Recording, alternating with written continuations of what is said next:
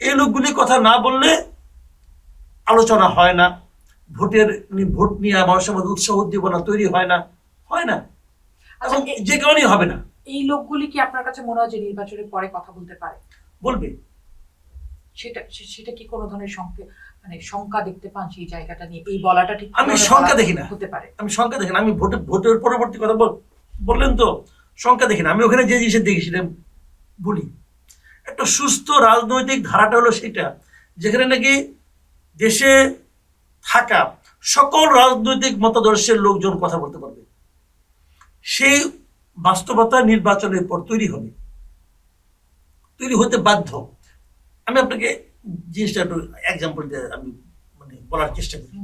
যেমন ধরা যাক, কথার কথা,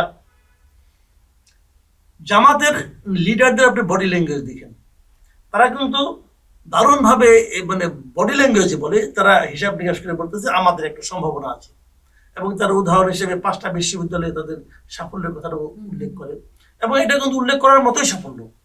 এর নিশ্চয়ই একটা কারণ আছে, একটা সোশিও একটা আছে, কারণ তো আছে।